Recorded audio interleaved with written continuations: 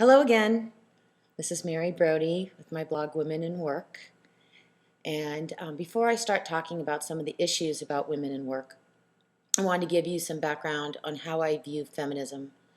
I think that'll help give some context for what I'm saying in future blog entries. So, just to get started, without the women in the 60s, we wouldn't be where we are today. We have so many choices, and those women fought so hard so we would have them as to what we can do. We don't have to be pigeonholed into a particular profession anymore. It's fantastic. However, I think the women's movement in general, we've kind of stopped ourselves in many respects, especially when it comes to abortion. We go to abortion and that's it. And there's so much more for us out there. Another thing I've noticed about women over the past 40 years is that we tend to do what men did to us. So we'll compare ourselves to men, how we're more organized, we're better communicators, we're more effective with children. But aren't we doing the same thing that men did to us for so long? What women's place in the world should be? We need to start elevating ourselves, and I think humans are much better than that, and we can do a much better job of being more inclusive and seeing ourselves as people rather than as a gender. So, I tend to follow the feminist viewpoint that women are empowered when they are able to make themselves happy. And I mean truly happy in all parts of their life. So, first you have to define for yourself, what does it mean to be happy? That's the hardest of the whole thing, right? What does it mean to be happy? And then you need to go make yourself happy and take action, and that's step 2. So, to get to step 2, after you figure out what would make you happy, sometimes there are laws that need to be changed. Sometimes there's social structures that need to be changed. Sometimes it's economic situations need to be changed. Whatever, right? Women goes out, starts to make herself happy. She changes all these things. And what happens? And I hate to say it, a lot of times we get in our own way. Not ourselves, but other women. Sometimes we judge each other and we don't help the other person. And honestly, if a woman's trying to make herself happy, either butt out and let her do her thing or help her, because maybe that will make you happy too. I mean, we love as women to judge each other and our choices. What's gossip? Come on. And why do we do this? It's almost ingrained from us in birth to judge each other. And look at the movie Mean Girls. We've all experienced something like that at some time or another. One perspective that we are taught is that we're taught to hate ourselves based on what the media tells us. This is a very popular perception. I think that's part of it. But I think in my pop psychology view, the larger part of it is that when we are making choices that don't make us happy, and we see someone else making a different choice to make themselves happy, we start to question our own choices and why did we choose what we choose? And that's not a comfortable feeling, especially when we live in a society where there's a right way and a wrong way, a better way and a worse way. But in fact, there is no way. We make our own way. So if we're all making our choices and that's our business, we shouldn't be having these feelings, but we do because of our judgmental nature of each other and because we're feeling uncomfortable. I should research that, but that's neither here nor there for today. But, then we get into feminists, the ardent feminists who criticize what most women do and how they live. And, you'll see article after article telling you that if you don't see things according to the party line, so to speak, you can't be an effective woman. It's kind of a perverted, sick view of telling other people how to be happy. I admit that long ago I was one of them, the ardent feminist who thought she could tell other people how to be happy. And I was completely wrong. A truly free woman has the ability to make her own choices, to be happy, no matter what that may be. and telling a woman that she has to work or stay home or whatnot to be part of the feminist movement. It doesn't make anybody happy. We're all different, and we should all embrace the differences to make ourselves happy and do what we need to do. It's kind of interesting when you think about it. When we make choices, that's almost like art. There are thousands of artists at any given time. There's not one that's better or worse, actually. They're just different. And the same is true for women. There isn't a worse choice or a better choice. They're just choices. And each woman is doing what is the natural choice for her in her style. So, I did a little research online about women and their jealousies and their issues that they have towards each other and how we're kind of our own worst enemy and we don't like each other. And one of the things that I found was this reality show in the UK. And one of the attractive members of the House was voted out, had this to say. The fact is, there were 7 women in that house, and now there are just 2. Had we bonded together and formed a clique like the guys, there would still be 7 of us in there and just 2 guys. Something to think about. And here's another view. Men and women behave differently when it comes to recognizing status and hierarchy. Gender researchers say that men have no problem with pecking orders, whether it's on the soccer field or in the boardroom. They recognize the top dog, who occupies second and third place, without envy mostly, and everything about their seating and speaking order at meetings, body language, status symbols, bear witness to this. That doesn't mean, of course, that they don't compete for better position. And they usually do this by emulating the top man and copying his strategies. And when they make it to the top, they see no reason to play that down. Now, research has revealed that females react very differently. They do tend to play themselves down to bring everybody together. Their goal is integration, not competition.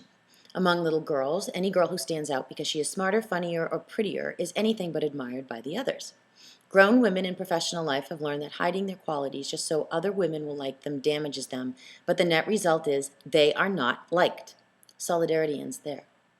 So gee, isn't that nice? We're still like mean girls at 15 when we're 30. It just doesn't change. But I debate the perception that women have the goal of integration. I think it's integration with competition. We're kind of weird. Let me ask you a question. How many times have you been out with your girlfriends and you're mirroring each other, you're trying to fit in, and you're trying to have this all equal in social status, and all of a sudden you feel like you're being measured up? We've all been there. I know I've been there. I've been out with friends, and all of a sudden I notice they're looking at my hips. We're talking about work. It has nothing to do with my hip size. But they're looking at it. I'm getting sized up. So anyway, there's more from this one particular quote. How much further would women be today if they hadn't been asking the wrong questions? Instead of fighting for equal pay, daycare, fair distribution of household chores, for years the women movement was hung up on issues like whether or not feminists could like men, wear plunging necklines, or choose to stay at home with the kids, and such debates continue. It's so true. It's so true. We worry about the wrong things. Here's another article, and it's another quote. I guess you have your striking beauty and outstanding IQ as a consolation prize. All jokes aside, I share these insights with hopes with you that you will move forward with a newfound awareness that you will practice humbleness, kindness, and gentleness with the women around you. Go the extra mile to prove that you are more than a pretty face, that your life is not so perfect as it seems, and that you need friends too. Your attackers strike out of fear, despising parts of themselves more than they could ever despise you. Now, in that article, this woman is listing a bunch of reasons why women would hate you. But one thing I have to say, though, where she's kind of wrong, because, again, it's not going to go away, the competition. It's a deeper social issue, because women are seeing other women making different choices, and that bothers them. So downplaying yourself isn't going to win you any contests or get you any favors. What you have to do is get a new friend. Find more people like you. Because these other women, will always judge you.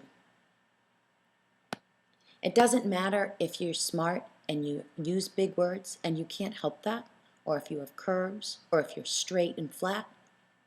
You can't help those things. You need friends who can adore you. So one of the other things I just want to have a side note on, when you do research on women, it's very fascinating. Doing women liking other women, you get a lot of dating sites, man dating sites.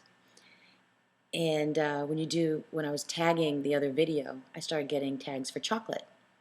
That tells you a lot about how we're not really taken seriously. So if we go back and we look at all these different things about how women don't like other women, this is why I think women needing to take on executive positions or government roles, it's not going to work, because we have a society that doesn't like women. Not because men don't like women, we don't like ourselves or each other. Until we figure out what to do with that, we're going nowhere. And some women feel that to get by, they either have to be a bimbo or just like the men, because that's the only way men will accept them. And that's kind of sad. I think honestly women do believe that they want to be leaders, but they don't want what comes with that, because they may want something else out of life. There are some highly qualified women out there who are put down for the same reasons that men are lauded. And at the same time, there are women who are lauded who are incompetent. But their presence makes men feel comfortable. They're wearing the right blocky shoes or the right suit, and they're what men expect women in power to be. Until we realize that society isn't male or female, it's the result of what we have allowed it to be. And as women, we have the power to change it. We don't have to tolerate this behavior. We can raise our children differently. If we stay the course, frankly, women will never lead government. They'll never lead a corporation. We will stay doing and creating our own society, which is what women are doing now with starting their own businesses, kind of like what the Amazons did in Greek mythology. And it kind of makes sense why they would have done that. And going back to it again, we have so much power that we don't even realize we have. We raise the children. We program them. We could have our boys grow up to be the men that we wish we could have always dated. We can help women of the future. We can raise the daughters with having choices that we wanted to have and make them into women we admire. We have to start accepting how we are feeling. If we're not feeling good about our choices, if we're not truly happy, and stop blaming others for our unhappiness and fix it. It's our own problem. Until we figure out how to do this and basically figure out how to be happy, our society today is as good as it gets. If we figure out how to be happy, men will follow suit and be happy as well. The gender roles that we have today will probably move around, and people will focus on themselves and how to make themselves happy. I know, this is all naive and probably idealistic, but honestly, it's the only way we will change. It has to come from within. When everyone starts to focus on being secure enough in themselves to be happy and making those decisions to do that, and not making decisions that make society happy, and stop judging other people for making themselves happy, we're not going to be happy. Being rich, famous, or powerful will not bring happiness. I mean real happiness. So I guess that's pretty much all for now. To sum it up, my view of feminism is empowering women to be free, meaning they're free to make their own choices to be happy. So I guess it would be fitting to end this with more later and be happy.